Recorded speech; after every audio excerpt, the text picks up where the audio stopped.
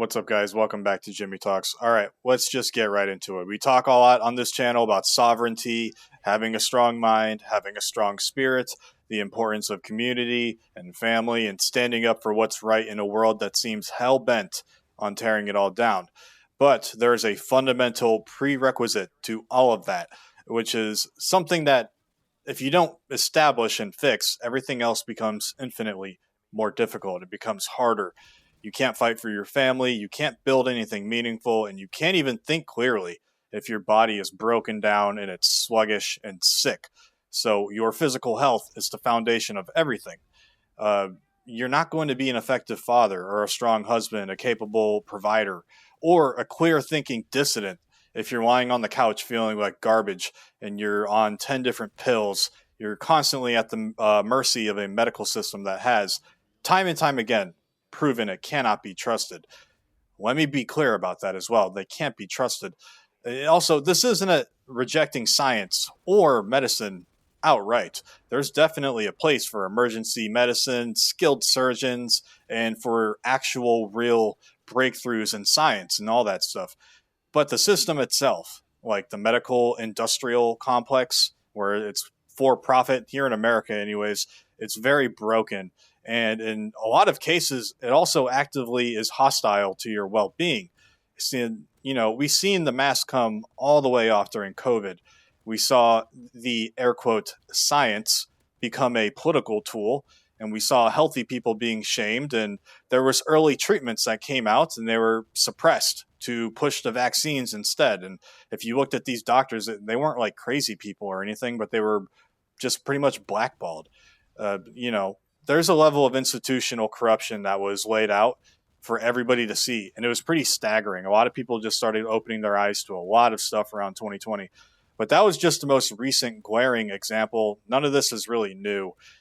We have big pharma.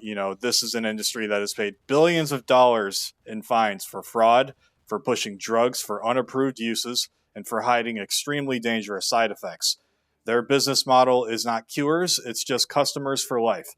You get people on a pill to manage a symptom, which causes another symptom from that pill, and then you get another pill for that symptom. It's just a merry-go-round of drugs and pills. Same thing. It's dependency. That's what I'm trying to say. It's making them astronomically rich while making us sicker. We also have the CIA's involvement in the drug trade with the Iran-Contra affair. And this showed us that they're supposed to protect us, these agencies, but they're not. As well as the fact that you pay a fortune every month for the privilege of health insurance, but you still get a bunch of expensive, massive bills. You're negotiating with some guy on the phone who has zero medical training, but he is the one dictating which treatments you are and aren't, air quotes, allowed to have. It's a scam, and it's designed to enrich middlemen, not heal patients. So that's why I don't trust the medical system. I do, but I don't. I'm pretty sure I explained that very clearly now. So where does that leave us? It just leaves us with one conclusion. We have to take responsibility for our own health. We have to reclaim our sovereignty, and that starts with our own bodies. You cannot outsource this. Waiting for the system to save you is a loser's game. This is about building resilience and independence and strength from the ground up. You have to start here. Also, I don't want this to be this kind of video. It's like a health nut who only eats kale and starts talking about their aura and all this other weird shit, right? It's just practical advice for people who just want to be strong and capable in a world that hates them. So let's get to point number one. This is the most obvious one, which is exercise regularly. Your body is just designed to move. It's not designed to sit in a chair for 10 hours a day. And you also don't need a fancy gym membership or like some personal trainer to optimize. You don't need all that stuff. You just need to be consistent. Lift heavy things. Put the heavy thing down. Go for a run.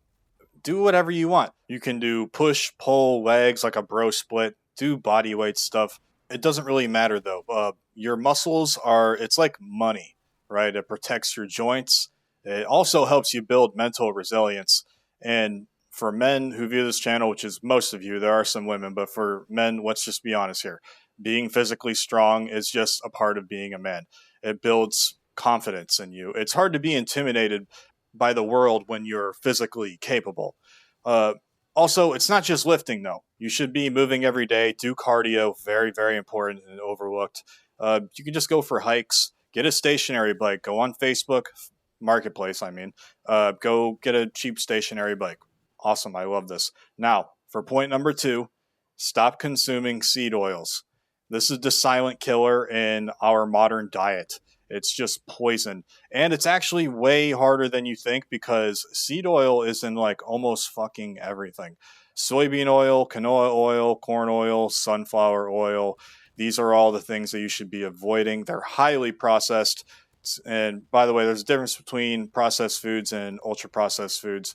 But yeah, I just wanted to put in that before someone actually me's.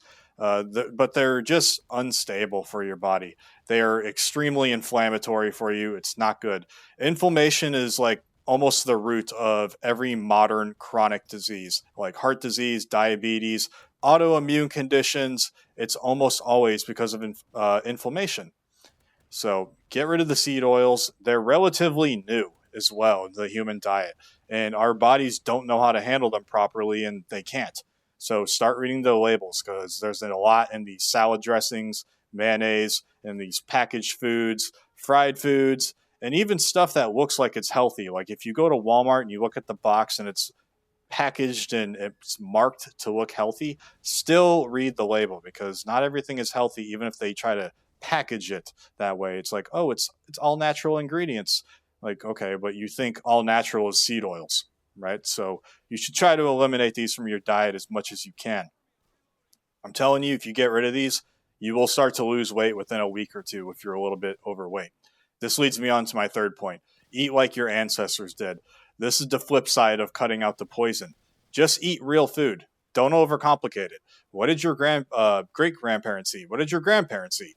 They just ate food that came from the land and from animals, like butter and milk and eggs. These are extremely good for you. They've been demonized by this faulty science, which was pushed by the very industries that profit from selling you seed oils and processed cereal. They were like, hey, butter's bad for you. You should actually eat margarine. Then people started eating margarine. Now they have a bunch of heart problems that exploded out of nowhere. Now they're going back on that and they're like, oh, sorry, butter's actually good for you. Sorry, no refunds. Don't listen to these people. Just eat actual real food that's been eaten for a very fucking long time. Animal fats are really good. Butter, beef tallow, I eat that all the time.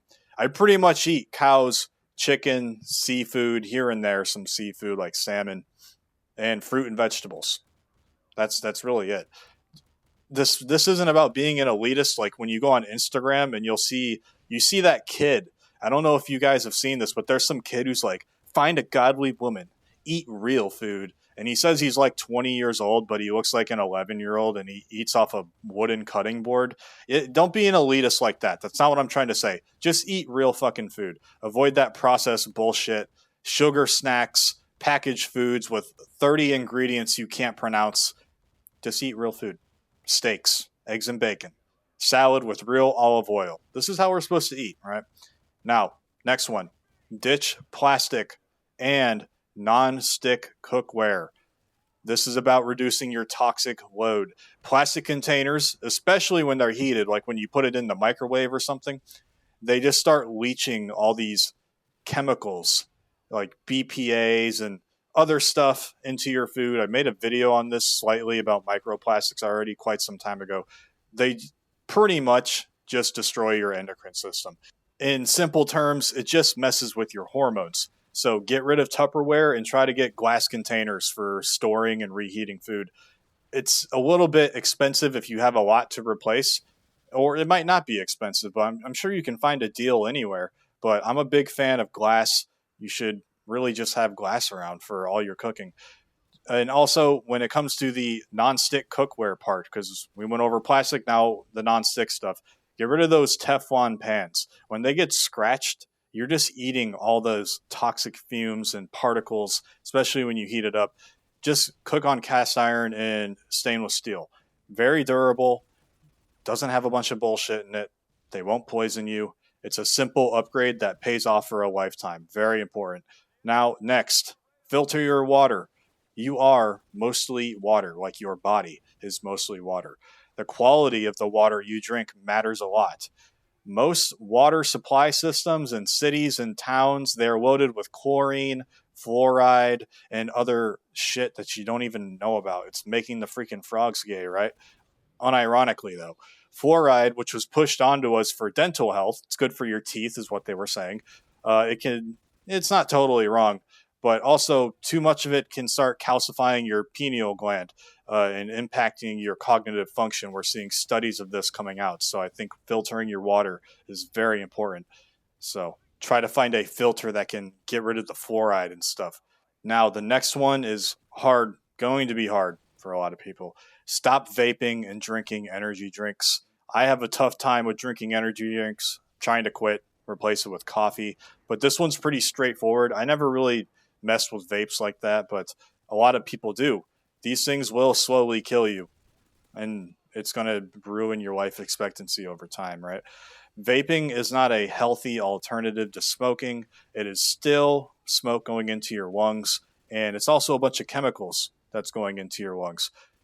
The long-term data isn't really there yet, but it's not looking too bright for vapors. Energy drinks are just not good for you. There's so many chemicals in these things. Just avoid it. If you need energy, start drinking coffee, and you should also be sleeping more. Now, the next one is learning to manage stress. This might be the most important thing on this list after diet and exercise. Stress will 1000% kill you slowly. It raises your cortisol, leads to weight gain, especially around your belly. It disrupts your sleep, it weakens your immune system, and it contributes to heart disease and mental health issues. A lot of people think it's like, oh, it's not that big of a deal, but it is. It's just hard to see it. That's what makes it so tough.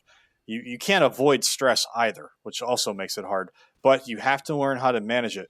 Don't let yourself get bugged out by everything. People will say, oh, Jimmy, your content black pills me. I like watching it, but it makes me feel hopeless. I'm like, yeah, I get what you're saying. Just manage that better. If my videos are stressing you out, don't watch them for a little bit. There's probably about the only YouTuber telling you if my videos are stressing you out, don't watch them. Just come back in a little bit when you're recharged. Because, I'm not just in this for clicks and all that shit. But yeah, the world is designed to stress you out. Like the news, social media, finance, money, it's all fake and gay money. You have to build a fortress in your mind. Take care of yourself first. And this is different for everybody. It might be prayer or meditation for someone. For someone else, it might be just going outside in nature and walking around. For someone else, it might be working with their hands, maybe doing some gunsmithing or something like that, right? It might be lifting weights, going to the gym, turning off the news, reading books. Figure it out, whatever you like to do. I like all of those, right? Just figure out what makes you disconnect from the world and recenters you. Now, the next one is get your finances in order. Not really a health thing, but it is kind of a health thing, in my opinion, because it helps you with your mental health. Stress from money problems is a silent health crisis. Everybody knows about this. They can't afford to retire. They can't afford to buy a house, yada, yada. But if you have a bunch of debt, let's just start off small. If you're drowning in debt, you're not free. You're a slave to the credit system, and the anxiety of that will just eat away at some people. This is absolutely a part of health sovereignty. So you need to just get rid of your bad debt first, like credit cards, high interest car loans. Pay that shit off insane. Like 11, 12% car loans. Oh my goodness. What is going on here? Live below your means. Put every extra dollar into paying that stuff off. Don't pay what you're comfortable with. Pay what you can afford, because what you're comfortable with and the numbers are different things totally. So once you're free from this anchor debt, stuff like student loans and a house, really big stuff, it's going to take some time. You should still be aggressive with that, but your bad debts should come first. That is when you start building real wealth, though, is when you start getting rid of these shackles and chains that's put onto you, because we live in a debt-driven economy. So once you do that, or you can start now, but you should pay off your bad debt first. But once you do that, you should start buying precious metals, like physical gold and silver that you can have a hold of. Not like paper silver, you buy some shit on the stock market. No, actually stuff that you can hold in your hands. And I'm also a really big fan of Bitcoin and a cold storage wallet. But this is about owning sound money outside of the failing fiat system. Regaining financial sovereignty is one of the greatest stress relievers there is. It gives you options and peace of mind that you're not a debt slave, right? Now, next one is sleep and sunlight. I was actually going to end the video here, but I was looking over what I wrote and I was like, no. We need to add this one as well. So you need to get sleep and sunlight. People will be like, bro, I'm a hustle grind culture guy. I only slept for 3 hours, bruh. I'm just built different. I'm like, no, never heard of sleep debt, have you? You're not Superman, bro. Only like 1% of the world in history ever could these people like just sleep for 3 or 4 hours and be totally fine. You're probably not that guy. It's so critical. It needs to be its own point, though. Sleep is when your body repairs itself. It's when your brain clears out waste. It's like going to the recycle bin on your computer and emptying all that shit out. It's like clear cash. You know, if you skimp out on sleep, it's like taking out a high interest loan on your health. Hey, just come and destroy me, please, credit company. Please destroy my body too, because I don't sleep. It's stupid. You will pay this back with compounding interest in the form of sickness, poor judgment, and low energy. How do you expect to do anything if you can't freaking sleep? Just try to get some quality 7 to 9 hours of sleep. If you got sleep apnea, look into mandibular advancement devices, get some mouth tape, combine those together, get some blackout curtains, get a sleep mask. Sleep is extremely important, guys. Don't ignore that shit. And then you know, wake up and you're tired. Don't go running for the energy drinks, right? This stuff's kind of hard. It seems easy, but it is kind of hard. It's very important, though. Good sleep will do wonders more for you than a bunch of coffee or some energy drinks, right? I know I love White Monsters too, man. I'm trying to stop that myself, but all right. Now, the last one, as we've said at the beginning of the video, we can't trust the medical system. So this last one here, becoming your own medical advocate. Very important. This one is more knowledge-based. It's not about what you eat or sleep or whatever, you know, like how you sleep, whatever you're doing. But this is one of the biggest parts of health sovereignty because you actually have to learn some medical stuff. You have to learn about yourself and what happens. You have to take charge of your medical care. You have to be your best advocate. Don't blindly trust a doctor who sees you for 10 minutes and they're like, oh, you're feeling like this? Boop, here's a pill for that. Boop, here's a pill for that. You know, they're often overworked and it's not even at the fault of their own. And they're guided by these insurance protocols because health insurance really runs the show here in America. It's fucking stupid. But anyways, start educating yourself. You have to learn to read your own basic blood work panels. If you don't have health insurance or something like that, just get blood work every so often. Go to the dentist and just pay out of pocket for a basic cleaning. It's like $75 to $200. Really not bad to do once a year, like $200 at the high end to just have your teeth professionally cleaned. Hey, that's not bad at all. You could even go to a dental school and just have them do it for you. You're advocating for yourself, though, and you're also not slaving yourself to health insurance. Depends what you're doing here with health insurance. If you're young and you think you don't need it and you can get away with it, then so be it. That decision's totally up to you. But don't let them tell you something like everything looks normal for you, because normal for them is like, this is just a sick-ass society. We'll see this as normal. Normal is often sick. You know, you should really be learning what optimal levels are for vitamin D, testosterone, thyroid markers, and inflammatory markers. Go into your appointments informed and ask questions. But if your doctor seems like he dismisses you or he won't work with you or just doesn't really seem like that guy, just find another one. I'm a big fan of finding like independent doctors, one that focuses on holistic health and, you know, stuff like that. Not just one that wants to throw a pill at you for everything. Because these kinds of doctors will find the root causes of problems, not just mask symptoms with pills, like I mentioned earlier. And also, we see a lot of doctors are like in school, maybe not doctors, but when they're students, they're like cheating on their tests with AI and shit.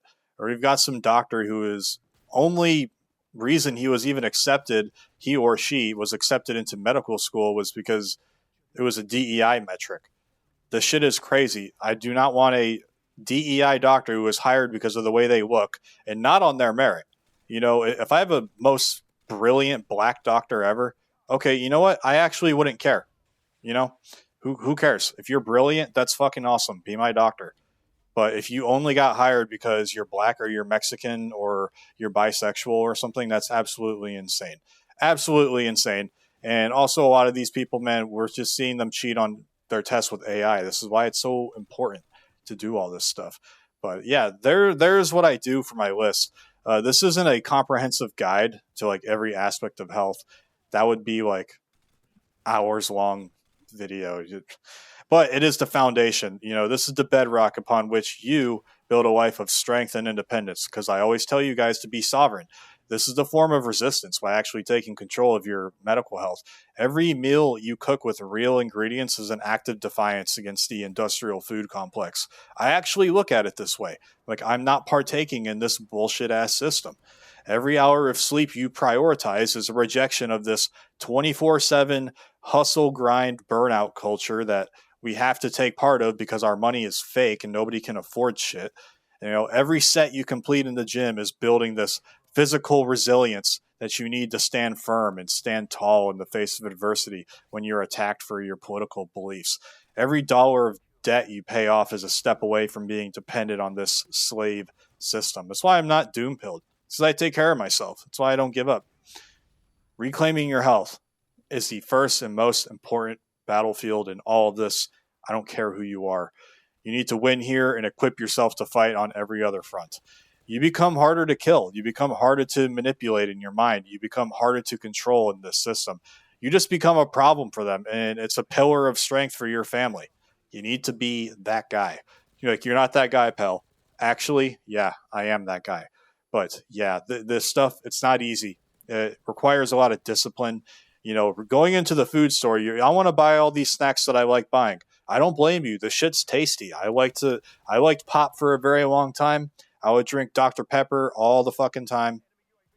And by the way, it's called pop. It's not called soda because when you open the can, it goes pop. It doesn't go soda when you click the freaking thing open. But anyways, yeah, it's discipline. You go in there and read the label. Everything has seed oil, bullshit, 14,000 artificial natural flavors, yada, yada, yada. You need to go against the grain. So you need to just be a little bit strong of mind. People will actually like make fun of you or like think you're a douchebag for not eating crap all the time. They might hate you for it. I don't really understand this. Even if you're not even preachy about it, they'll be like, well, why do you do all that? Ugh, that's so weird. I'm like, okay, I don't know why you're getting upset by this. I've actually explained that to people who ask me questions. But anyways, that's what we do. We're dissidents. We go against the grain. We see the world for what it is, and we choose to build something better, and it starts with ourselves. So get to work, and your future self and everyone who depends on you will thank you for it. It's the ultimate gesture of showing love to somebody else, taking care of yourself so that you can help them in the future. All right, guys, that's all from me today. God bless you and your families. America first and only. Jimmy Talks out.